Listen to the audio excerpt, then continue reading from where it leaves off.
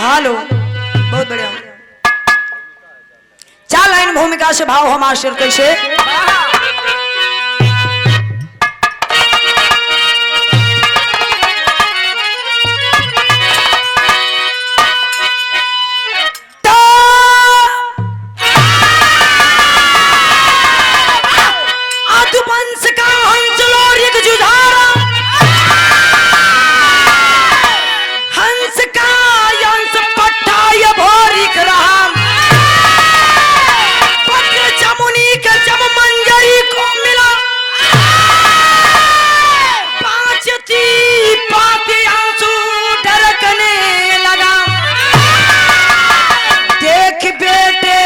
पाती छिपाने लगी के ममता कया जल सिसकने लगा पढ़ा ले के पाती नयन लाल था जवान का धड़कने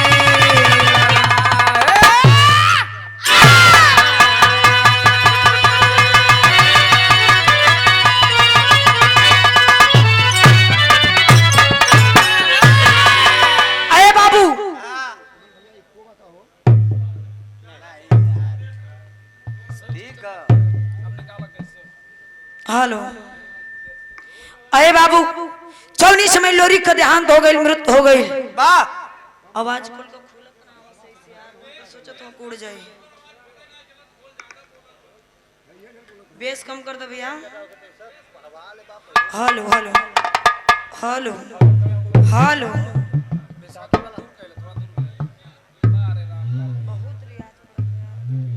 थोड़ा उनका पति के हेलो।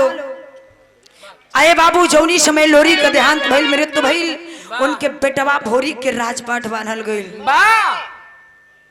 धीरे धीरे समय लोरी के राजपाट जीत के अपने जौन की बहुत बड़ा राजा, बहुत बड़ा वीर बतावल जालन रतन बौलारी। रतन बौलारी से राजपाट जीत के अपने धर्म पत्नी चमुनी के देख के गड़गौरा में आइल बड़न। और जब गड़गौरा में अइलन उनकर देहांत भइल, मृत्यु भइल।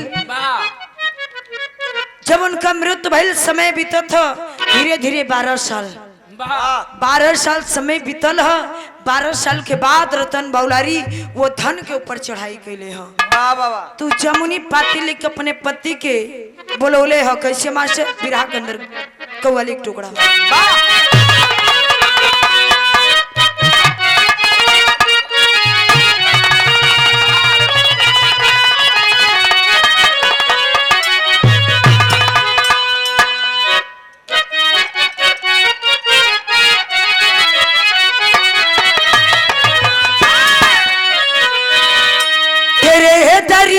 पार का चल के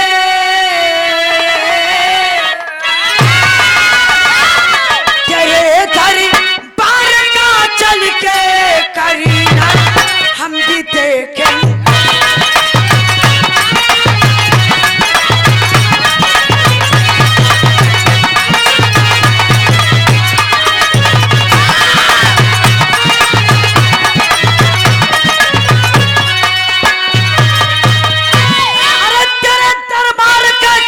करीना हम भी देखेंगे, करीना हम भी देखेंगे, अगर हमारी जी हुई मालिक तो मदीना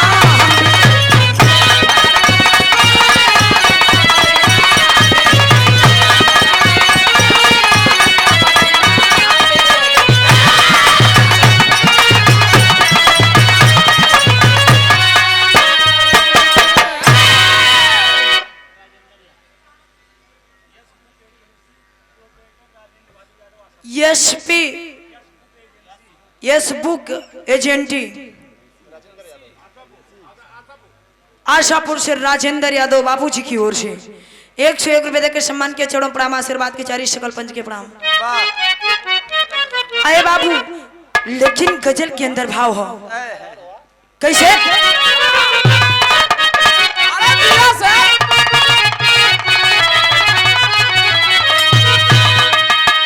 सुना खत रे में हुए चलन,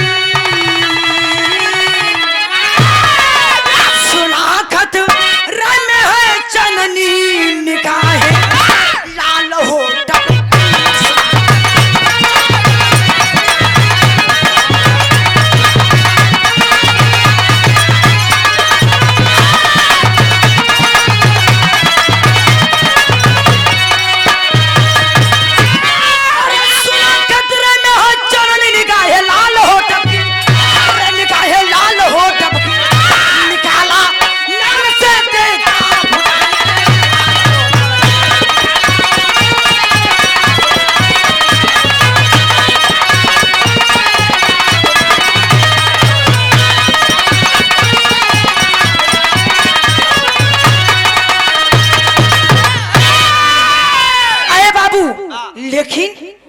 कहानी कहाँ को कैसे लिहल गई मास्टर नजम के लाइन से।